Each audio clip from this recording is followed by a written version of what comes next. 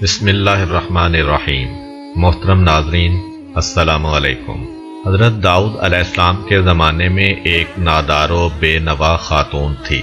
اس کے پاس جو تھوڑی بہت رقم تھی اس سے اون یا روئی وغیرہ خریدتی اور اسے کاٹ کر اس کی اٹیاں بناتی، پھر انہیں بیچ کر انتہائی سادگی سے اپنی اور اپنے بچوں کے اخراجات پورے کرتی تھی۔ ایک دن وہ سوت کاٹ کر اس کی اٹیاں بنا کر بازار میں بیچنے کے لیے سر پر رکھے جا رہی تھی کہ اچانک تیزی سے ایک کوّا آیا اور ایک اٹی اٹھا کر لے گیا۔ وہ بے سہارا خاتون بہت رنجیدہ ہوئی اور حیران و پریشان حضرت داؤد علیہ السلام کے پاس آئی، اپنے تنگ حالات بیان کیے اور کوّے کے اٹی اٹھا کر لے جانے کا واقعہ بیان کرنے کے بعد عرض کیا، خدا کی عدالت کہاں ہے؟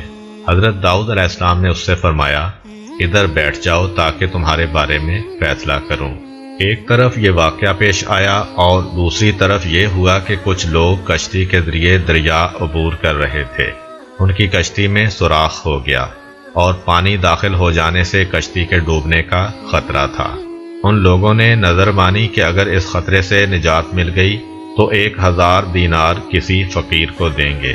اللہ تعالیٰ نے ان پر لطف و کرم کیا اور اس کوّے کی ڈیوٹی لگائی کہ وہ اس خاتون کی اٹی اٹھا کر کشتی میں لا پھینکے۔ کوّے نے ایسا ہی کیا۔ ان لوگوں نے سود کی اس اٹی سے فائدہ اٹھایا، کشتی کا سوراخ اچھی طرح بند کیا اور ڈوبنے سے نجات پائی۔ جب وہ لوگ ساحل پر پہنچ گئے تو اپنی نظر ادا کرنے کے لیے سیدھے حضرت داؤد علیہ السلام کی خدمت میں حاضر ہوئے اور 1000 دینار حضرت کی خدمت میں پیش کرتے ہوئے اپنے دریا سے نجات پانے کا پورا واقعہ تفصیل کے ساتھ سنایا۔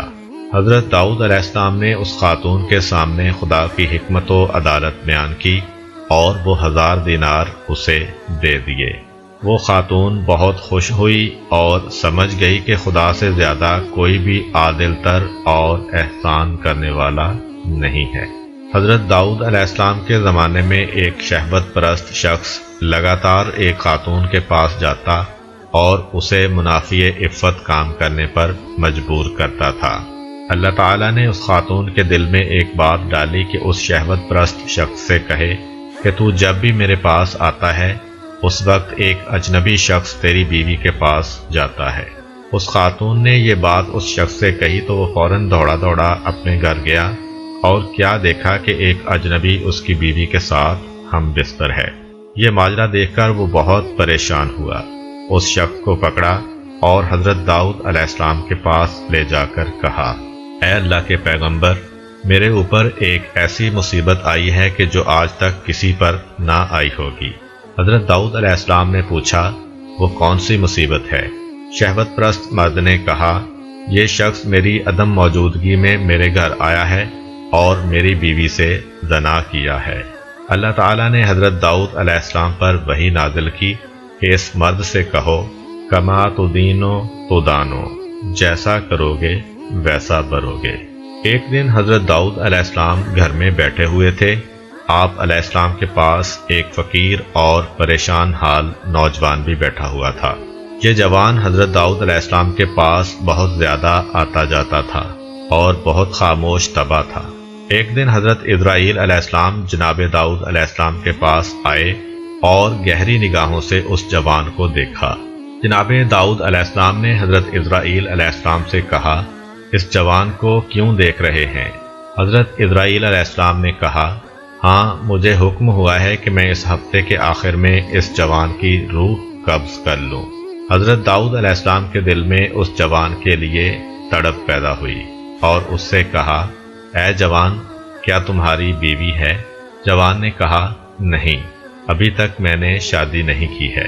حضرت داؤد علیہ السلام نے اس جوان سے فرمایا، فلاں شخص جو بنی اسرائیل کا مشہور و معروف اور بزرگ فرد ہے کے پاس جاؤ اور اس سے کہو کہ داؤد علیہ السلام تمہیں حکم دے رہے ہیں کہ اپنی بیٹی کو میری زوجہ بنا دو، پھر اس کے ساتھ شادی کرنے کے بعد رات کو اس کے پاس رہو۔ تمہارے زندگی بھر کے جتنے بھی اخراجات ہیں یہاں سے اٹھا کر لیتے جاؤ، البتہ 7 دن بعد دوبارہ میرے پاس آنا۔ حضرت داؤد علیہ السلام کا پیغام اس بات کا موجب بنا کہ اس معروف شخصیت کی بیٹی مذکورہ جوان کی بیوی بنی۔ اس جوان نے حضرت داؤد علیہ السلام کے حکم کے مطابق عمل کیا اور وہ 7 دن کے بعد دوبارہ حضرت داؤد علیہ السلام کے پاس آیا۔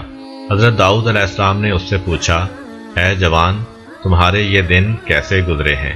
جوان نے کہا، یہ دن اتنے اچھے گزرے ہیں کہ پوری زندگی میں پہلے کبھی ایسے نہیں گزرے۔ حضرت داؤد علیہ السلام نے فرمایا، بیٹھ جاؤ۔ وہ بیٹھ گیا۔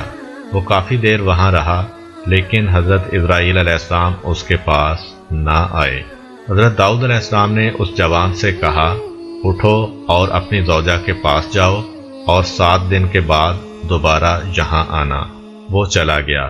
7 دن گزرنے کے بعد وہ حضرت داؤد علیہ السلام کی خدمت میں حاضر ہوا۔ تیسری مرتبہ پھر حضرت داؤد علیہ السلام نے وہی حکم دیا۔ وہ 7 دن بعد پھر حضرت داؤد علیہ السلام کی خدمت میں حاضر ہوا۔ اس دوران میں جناب اسرائیل علیہ السلام تشریف لائے۔ حضرت داؤد علیہ السلام نے جناب اسرائیل علیہ السلام سے فرمایا، آپ کا ارادہ تو یہ تھا کہ آپ 7 دن بعد دوبارہ یہاں پر آئیں گے اور اس نوجوان کی روح قبض کریں گے، لیکن آپ نہیں آئے اور آج تیسرے ہفتے بعد آئے ہیں۔ حضرت اسرائیل علیہ السلام نے کہا، اے داؤد علیہ السلام، اللہ تعالیٰ نے آپ کے رحم کرنے کی وجہ سے اس پر رحم کیا اور اس کی موت 30 سال تک مؤخر کر دی ہے۔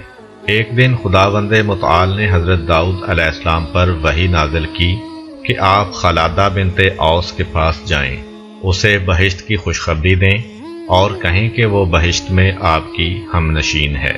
حضرت داؤد علیہ السلام نے حکم خداوندی پر عمل کیا، خلادہ کے دروازے پر آئے اور دق الباب کیا۔ وہ دروازے پر آئیں اور دروازہ کھولا۔ جو ہی ان کی نگاہیں حضرت داؤد علیہ السلام پر پڑیں تو عرض کیا، کیا اللہ کی طرف سے میرے بارے میں کچھ حکم نازل ہوا ہے کہ آپ علیہ السلام مجھے وہ خبر سنانے کے لیے تشریف لائے ہیں؟ حضرت داؤد علیہ السلام نے کہا، ہاں۔ خلادہ نے پوچھا، وہ کیا ہے؟ حضرت داؤد علیہ السلام نے کہا، اللہ تعالیٰ نے میرے اوپر وحی نازل کی اور فرمایا ہے، تم بہشت میں میری ہم نشین ہوگی۔ خلادہ نے کہا، آپ کو شبہ ہوا ہے، وہ میں نہیں ہوں بلکہ کوئی میری ہم نام ہے۔ حضرت داؤد علیہ السلام نے کہا، ایسا نہیں ہے بلکہ یقیناً وہ تم ہی ہو۔ خلادہ نے کہا، اے پیغمبر خدا، آپ علیہ السلام سے جھوٹ نہیں بول رہی ہوں، خدا کی قسم میں اپنے اندر ایسی کوئی خوبی نہیں دیکھ رہی کہ بہشت میں آپ کی ہم نشین بنوں۔